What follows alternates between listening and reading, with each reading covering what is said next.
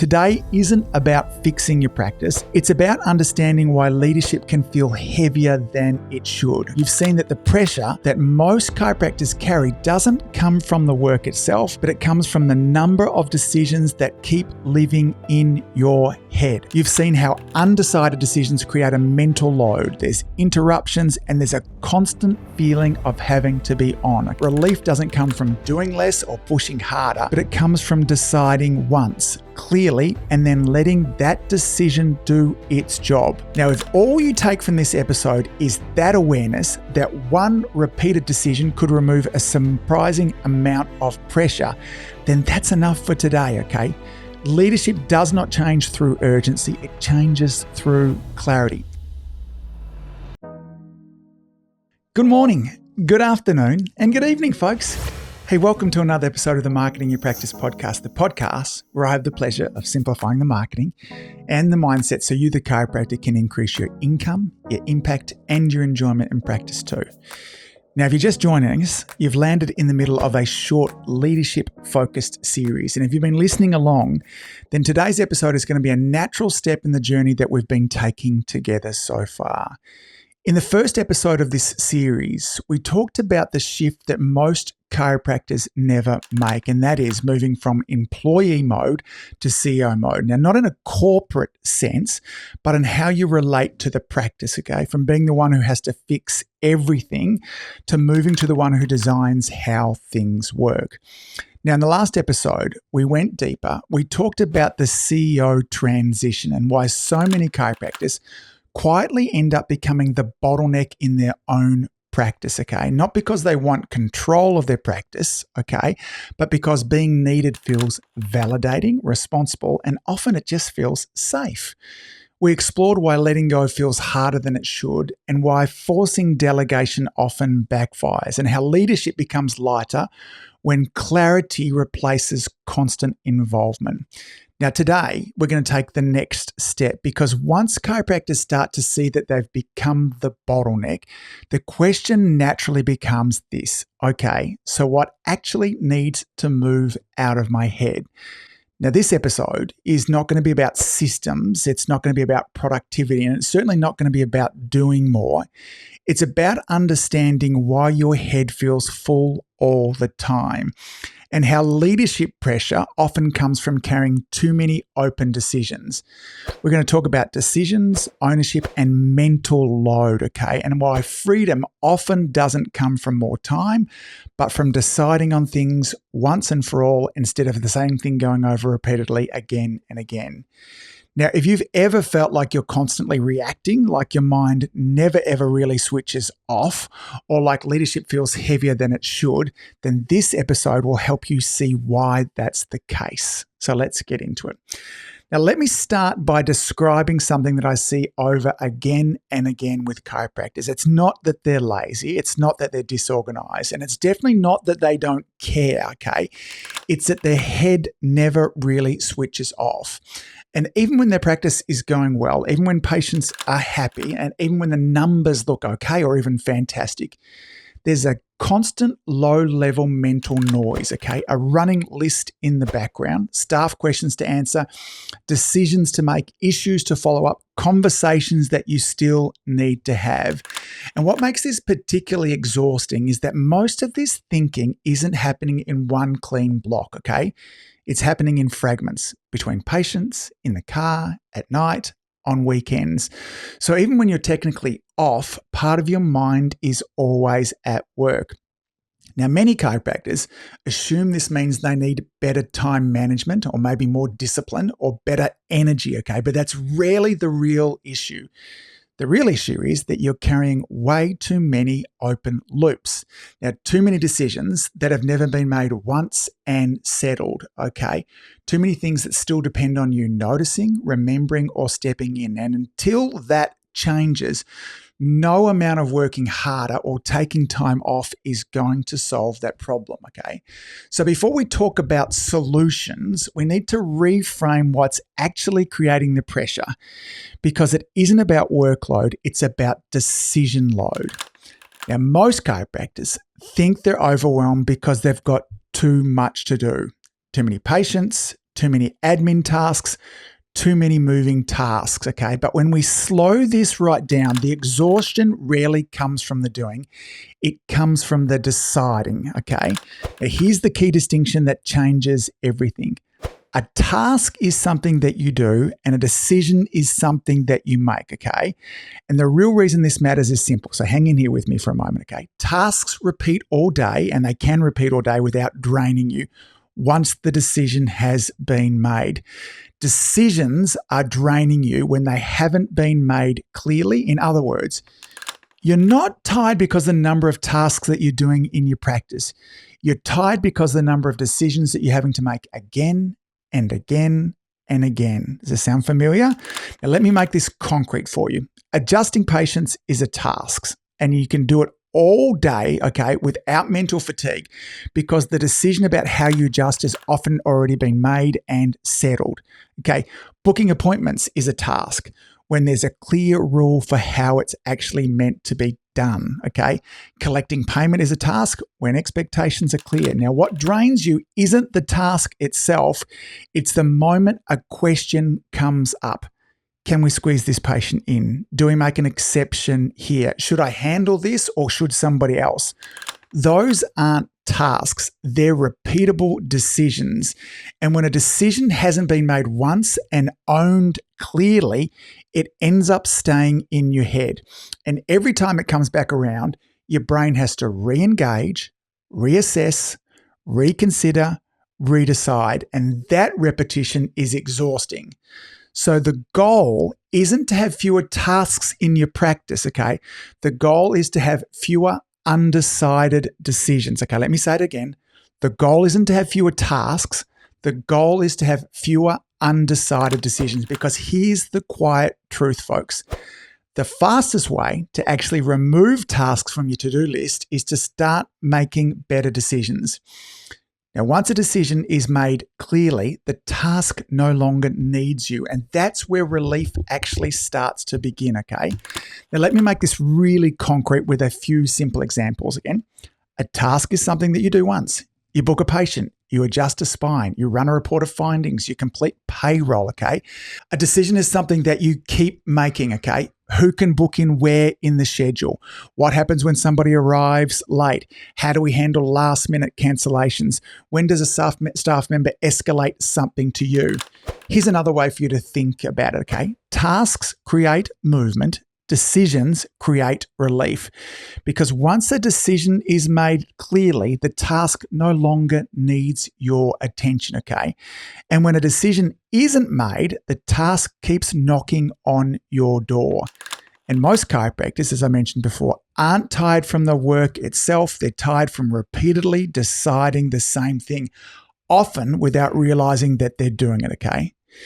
Now, once you see the difference between tasks and decisions, then something else becomes obvious, okay? When decisions stay in your head, the practice starts to orbit around you, not because your team isn't capable, not because they don't care, but because you're the place where clarity lives, okay? And that creates a really specific pattern. People interrupt you more than they need to. Questions keep on landing on your desk, and problems are going to feel strangely familiar. You'll often hear things like this. Hey, I'm just checking in what to do here. I wasn't sure, so I waited. I didn't want to get it wrong.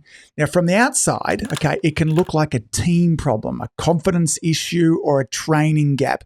But most of the time, this is a decision clarity issue. And when the decision hasn't been made clearly, the safest place for it to land is back with you. And over time, this does two things, all right?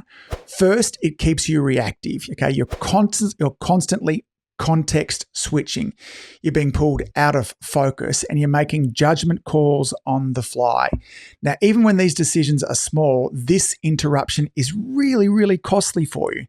Now, second, it trains your team to wait, not because they're passive, but because uncertainty has consequences, okay? If the boundary isn't clear, if the rule isn't explicit, then waiting is going to feel safer for them than actually acting. So the decision stays in your head and the pressure always stays with you. Now, this is why leadership can feel so heavy, okay? You're not just doing the work. What you're doing is you're carrying the weight of knowing everything. And until decisions move out of your head and into the practice, that weight will not lift. So the question isn't, how do I get people to stop asking me? It's this: what decisions have I never fully decided? Now, before we go any further, okay, let me briefly ground this for you, okay? Earlier in the series, I introduced you to the CEO check-in, okay? This was a short, protected block of thinking time, anywhere between 15 and 30 minutes, okay, where you step out of doing and you look at how the practice is actually functioning. Remember, no fixing, no reacting, just clear observation. Now, this matters here because undecided decisions usually do not show up as big, obvious problems. They show up as patterns, the same questions, the same interruptions, the same situations keep on repeating again and again. Now, when you create space to observe instead of react, those patterns become visible. And instead of asking, how do I deal with this right now, you start asking a far more useful question. What decision hasn't been made clearly? So, for example, instead of managing another late cancellation, you notice how often this situation is landing on your desk. Instead of stepping into another staff issue, you notice how often the same type of uncertainty appears.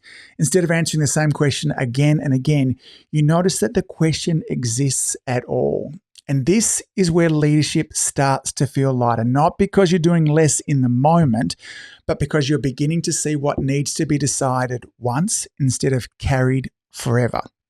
Now, once a decision becomes visible in this way, you finally have something concrete to work with. And this is where real relief starts. Again, not by fixing everything, not by delegating faster, and not by trying to get more done. Relief comes from deciding once. I hope you're understanding the repetition here, okay? Because when a decision is made clearly, it stops asking for your attention, okay? And when it isn't, it's going to resurface, quietly draining your energy, okay? This is why so many chiropractors feel like they're always on, all right? Now, it's not the work, okay? We said that before. It's not the number of tasks on your to-do list. It's the unresolved decisions that are humming around in the background. Now, deciding once does not mean making everything perfect. There's not perfect decisions, okay? It means making clear ones. Now, clear enough so that somebody else can act without needing to check back in with you. Clear enough that the situation doesn't need to come back to you, okay? Now, let me give you a feel for what this looks like, okay? Maybe a chiropractor notices that schedule changes are constantly interrupting their day. Patients want to move appointments and staff aren't sure what's allowed, and every change ends up being run past them again and again. So instead of handling each request, they pause and they decide. Here's what we do when someone wants to change an appointment. Here's what's flexible and here's what's not. Now, once that decision is made and then shared, the interruptions are going to drop and hopefully stop. Not because the team is working any harder, but because the decision no longer lives inside of your head. Now, this is the pattern that you're going to be looking for. One decision removing dozens of micro interruptions. Now, the goal here isn't to do this everywhere. That would be completely overwhelming. The goal is to find one decision that keeps on repeating and then decide it clearly, okay? That's how pressure is going to lift for you. Quietly, practically, and most importantly, sustainably. Now, at this point, it's really important that we slow things down because when chiropractors hear this conversation, there's often a spike of awareness, and with it, there's a real temptation that comes. The temptation is for you to fix everything, for you to list every decision, okay, to redesign the whole practice and to finally clean it up all at once. Now, that urge, whilst it makes sense, is not how all of this works. Leadership doesn't come from doing more, okay? It comes from choosing where to begin. So here's how I want to invite you to start this week. Don't look for the biggest problem. Don't look for the most emotional one. And don't start with what feels hardest, okay? Start with what's repeating and ask yourself this one question, okay? What decision keeps coming back to me? Not the task, but the decision underneath it. Now, it might be something small. It might be a scheduling change. It might be a late arrival. It might be a boundary issue that keeps on getting tested, okay? A situation that your team keeps checking in with you about. Choose one, then decide what to do clearly, not perfectly, and share it. And notice now what starts to happen. You're not trying to redesign the whole practice. You're testing a principle, okay? And this is exactly how momentum builds. And once you start to feel that relief, you'll know exactly where to go next. Now, before we finish, I want to double tap on a point here. If this episode gave you a language for something that you've been feeling for a while, that doesn't mean that you need to act on this immediately, okay?